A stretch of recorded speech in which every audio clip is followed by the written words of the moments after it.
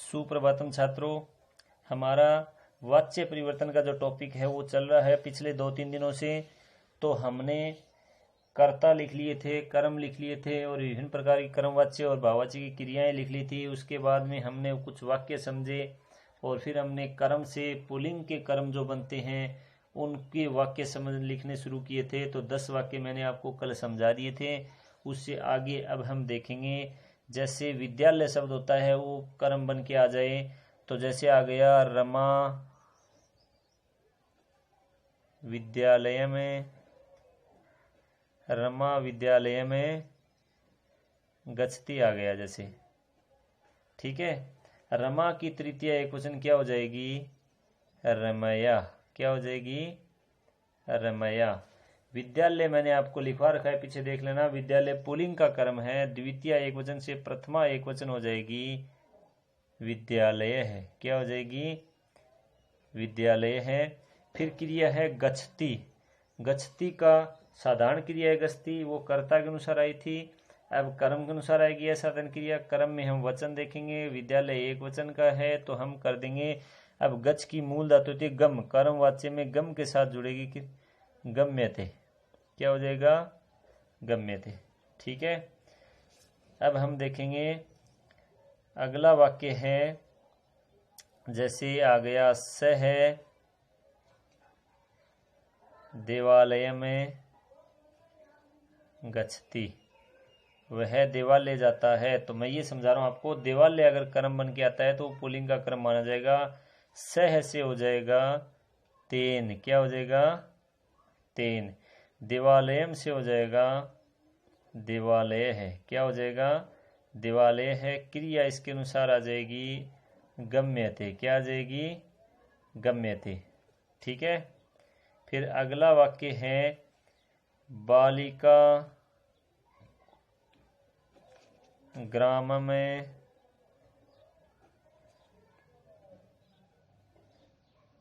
गच्छति। बालिका गांव जाती है।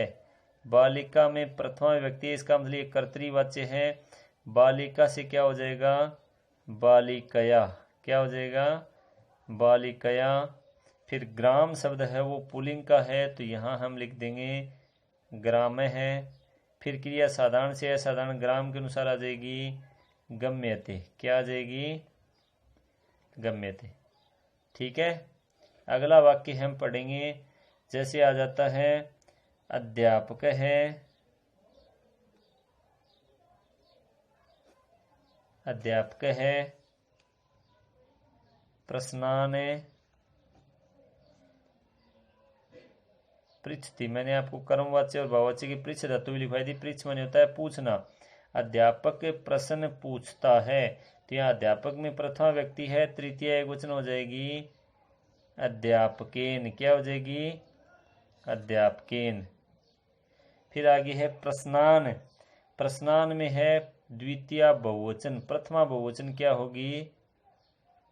प्रश्नः। क्या हो जाएगी? प्रश्नः। फिर क्रिया साधारण कर्ता के अनुसार आई थी, असाधारण कर्म के अनुसार। कर्म बहुवचन का है तो क्या हो जाएगी? पृच्छन्ते। क्या हो जाएगी? पृच्छन्ते। ठीक है। तो इसमें देखो जो भी हमने वाक्य लिखे, इसमें कुछ और वाक्य वो भी आगे लिखेंगे। हमने जो भी कर्म लिखे हैं, जैसे ओदन चावल ओदन है, श्लोकान श्लोकः, शिष्यम शिष्य है, देवान देवः, सब में प्रथमा और द्वितीय व्यक्ति अलग अलग है क्योंकि ये पुल्लिंग के कर्म है। आगे जैसे नपुंसकलिंग के कर्म आएंगे उनमें कोई परिवर्तन नहीं होगा, कर्म में कोई परिवर्तन नहीं होगा। वहाँ यहाँ पाठम का पाठ है लिखा, लेखम का लेख है लिखा, ग्रंथम का ग्रंथ है लिखा, वेदम का वेद है, विद्यालयम का विद्यालय है, देवालयम का देवालय है, ग्रामम का ग्राम है, और प्रश्नान द्वितीय द्विवचन बहुवचन है तो प्रथम बहुवचन होगी प्रश्नः। समझ में आई बात? जैसे पुल्लिंग के कर्म में परिवर्तन होगा। और आगे और भी वाक्य हम लिखेंगे अभी। ठीक है। अगला 15वां जैसे वाक्य हम देखेंगे, अहम, जैसे आ गया समाचारान शृणोमि। श्रु धातु है, श्रु माने होता है सुनना। श्रु माने क्या होता है? सुनना। तो समाचार शब्द भी पुल्लिंग का कर्म है, तो यहाँ हम देखेंगे अहम से क्या हो जाएगा? मया। समाचारान द्वितीय बहुवचन है, प्रथमा बहुवचन हो जाएगी समाचाराः। क्या हो जाएगी? समाचाराः। श्रु धातु है, एक वचन में आ जाएगा, एक वचन नहीं है, समाचार बहुवचन में है, क्रिया कर्म के अनुसार आएगी तो श्रूयन्ते। क्या हो जाएगा? श्रूयन्ते। ठीक है। आगे फिर हम देखेंगे, जैसे 16 नंबर है विद्या विनय में ददाती। विद्या है वो विनम्रता प्रदान करती है, तो यहाँ क्या है? विद्या शब्द है वो कर्ता है, प्रथमा विभक्ति है, कर्तृवाच्य है। विद्या शब्द आकारांत स्त्रीलिंग का शब्द कर्ता है। विद्या की प्रथमा एक वचन से तृतीय एक वचन हो जाएगी विद्यया। क्या हो जाएगी? विद्यया। विनयम से क्या हो जाएगी? पुल्लिंग का कर्म है विनय है। क्या हो जाएगा? विनय है। और विनय के अनुसार क्रिया आ जाएगी एक वचन की दीयते। ठीक है। क्या आ जाएगी? दीयते। जैसे अगला है 17 नंबर वाक्य, नृप है शत्रु में हंती। राजा है वो शत्रु को मारता है। अब नृप शब्द है प्रथमा एक वचन, तृतीय एक वचन, क्या हो जाएगी? नृपेण। क्या हो जाएगी? नृपेण। शत्रु, शत्रु शब्द पुल्लिंग का है, तो नृपेण शत्रु है। अब इसके अनुसार पुल्लिंग का कर्म है और एक वचन का है, तो एक वचन की क्रिया आ जाएगी हन्यते। क्या आ जाएगी? हन्यते। साधारण क्रिया थी, असाधारण क्रिया आ गई। ठीक है। जैसे अगला वाक्य है ते कोलाहलम कुर्वन्ति। वे कोलाहल करते हैं। कोलाहल का मतलब होता है शोरगुल। यहाँ ते प्रथमा बहुवचन है, ये कर्तृवाच्य है। कौन सा वाच्य है? कर्तृवाच्य। ते से क्या हो जाएगा? तई। क्या हो जाएगा? तई। कोलाहल शब्द है वो पुल्लिंग का कर्म है। कोलाहलम में द्वितीय एक वचन है, तो प्रथमा एक वचन क्या हो जाएगी? कोलाहल है। क्या हो जाएगी? कोलाहल है। फिर आगे क्रिया आ जाएगी कर्म के अनुसार एक वचन की असाधारण क्रिया क्रियते। ठीक है। यहाँ क्रिया थी बहुवचन की, क्योंकि कर्ता के अनुसार आई थी, कर्ता बहुवचन का था। यहाँ क्रिया है एक वचन की, क्योंकि क्रिया कर्म के अनुसार आई है, कर्म एक वचन का है। ठीक है। फिर आगे देखेंगे, जैसे शब्द वाक्य है महापुरुषः ईश्वरम स्मरन्ति। महापुरुष हैं वो ईश्वर का स्मरण करते हैं। यहाँ हम परिवर्तन करेंगे, कर्ता में प्रथमा बहुवचन, तृतीय बहुवचन क्या हो जाएगी? महापुरुषई। क्या हो जाएगी? महापुरुषई, महापुरुषों के द्वारा। ईश्वर शब्द है वो भी पुल्लिंग का कर्म है, तो ईश्वरम द्वितीय एक वचन, प्रथमा एक वचन हो जाएगी ईश्वर है। क्या हो जाएगी? ईश्वर है। फिर आगे मैंने बताया था स्मृति धातु की कर्मवाची क्रिया होगी स्मर्यते। क्या होगी? एक वचन में स्मर्यते। ठीक है। फिर आगे है जैसे स है तप में तपती। वह तप को तपता है, तो यहाँ कर्ता है स है, प्रथमा व्यक्ति है, एक वचन है, तो स से हो जाएगा तेन। क्या हो जाएगा? तेन। और तपम से क्या हो जाएगा? तप है। क्या हो जाएगा? तप है। और आगे आ जाएगी तप्यते। क्या आ जाएगा? तप्यते, क्योंकि तप माने होता है तपना। इसका रूप चलेगा तप्यते तप्यते तप्यन्ते, यानी तप के आगे यते यते और यन्ते जो प्रत्यय हैं वो जुड़ेंगे। तो ये हमने 20 मुख्य वाक्य पढ़े हैं जिनके कर्म पुल्लिंग के हैं। जिनके कर्म कौन से लिंग के हैं? पुल्लिंग के हैं। ठीक है।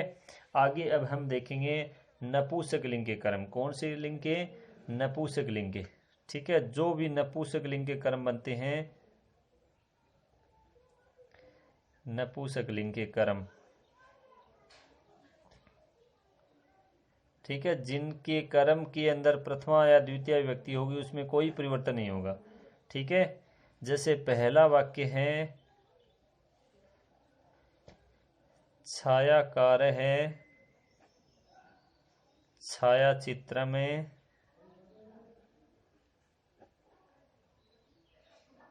रचयति आ गया। रचयति रचयति रच माने होता है रचना करना या बनाना। छायाकार छायाचित्र बनाता है तो छायाकार में प्रथमा एक वचन है, तृतीय एक वचन हो जाएगी छायाकारेण। क्या हो जाएगी? छायाकारेण। छायाचित्रम का क्या होगा? छायाचित्रम ही होगा। ठीक है। फिर क्रिया आ जाएगी असाधारण क्रिया। नपुंसकलिंग का कर्म था इसलिए नपुंसकलिंग कर्म में कोई परिवर्तन नहीं हुआ। क्रिया आ जाएगी असाधारण क्रिया। छायाचित्र में एक वचन के अनुसार रच्यते। क्या आ जाएगी? रच्यते। ठीक है। अगला वाक्य है जैसे वृक्षः फलानि वृक्षः फलानि। ये आ जाएगा वृक्ष है वो फले यच्छन्ति लिख देते हैं। ठीक है, देते हैं। वृक्ष फले देते हैं। तो यहाँ वृक्षः कर्ता है, प्रथम व्यक्ति का है, प्रथम बहुवचन है, इसकी तृतीय बहुवचन हो जाएगी वृक्षई। क्या हो जाएगी? वृक्षई। कर्म नपुंसकलिंग का है, कोई परिवर्तन नहीं होगा क्योंकि प्रथमा द्वितीय समान होती है। क्रिया साधारण आई थी कर्ता के अनुसार, अब असाधारण आएगी कर्म के अनुसार। कर्म में देखेंगे वचन है, फलानी बहुवचन है तो यच्छ मानी देना इसकी मूल धातु होती है दा। तो अब कर्मवाच्य और भाववाच्य क्रिया दा से हो जाएगी। बहुवचन में मैंने बताया था दीयते दीयते दीयन्ते। क्या हो जाएगा? दीयन्ते। ठीक है। फिर अगला वाक्य आप देखेंगे आ गया ते पुस्तकम पठन्ति। ते पुस्तकम पठन्ति। यहाँ क्या है? ते कर्ता प्रथम बहुवचन का, तृतीय बहुवचन हो जाएगी तई। पुस्तक का हो जाएगा पुस्तकम का पुस्तकम रहेगा क्योंकि नपुंसकलिंग का कर्म है। और क्रिया असाधारण पुस्तक के अनुसार एक वचन की आ जाएगी पठ्यते। ठीक है। यहाँ बहुवचन की क्रिया कर्ता के अनुसार आई थी, कर्ता बहुवचन का था। यहाँ एक वचन की क्रिया कर्म के अनुसार आएगी, कर्म एक वचन का है। ठीक है। अगला वाक्य हम लिखेंगे जैसे बालिका वस्त्र में प्रक्षालयति। ठीक है। प्र उपसर्ग है, क्षाल माने होता है धोना, धोना क्रिया है।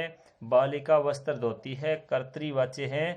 ठीक है, कर्तृवाच्य है तो बालिका की प्रथमा एक वचन से तृतीय एक वचन होगी बालिकया। क्या होगी? बालिकया। वस्त्रम का वस्त्रम ही रहेगा क्योंकि नपुंसकलिंग का कर्म है। क्रिया नपुंसकलिंग कर्म के अनुसार एक वचन की आ जाएगी, प्र उपसर्ग लगा देंगे, क्षाल धातु है तो यते जोड़ देंगे, प्रक्षाल्यते। क्या आ जाएगा? प्रक्षाल्यते। ठीक है। फिर अगला वाक्य है जैसे आप लिख देते हैं सा पत्र में लिखती। सा पत्र में लिखती।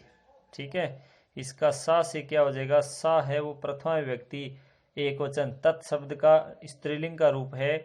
सा प्रथमा एक वचन, तृतीय एक वचन हो जाएगी तया। क्या हो जाएगी? तया। पत्र शब्द नपुंसकलिंग कर्म, पत्रम का क्या रहेगा? पत्रम। क्रिया एक वचन की आ जाएगी लिख्यते। ठीक है। तो ये हमने 4-5 वाक्य वो पढ़ लिए जिनमें नपुंसकलिंग का कर्म है। बाकी कुछ और वाक्य भी हम लिखेंगे, वो लिखेंगे कल नपुंसकलिंग के जो कर्म बनते हैं, और उसके बाद हम वो लिखेंगे जिनके कर्म होते हैं स्त्रीलिंग के। ठीक है। आज के लिए बस इतना ही। जय हिंद, जय भारत।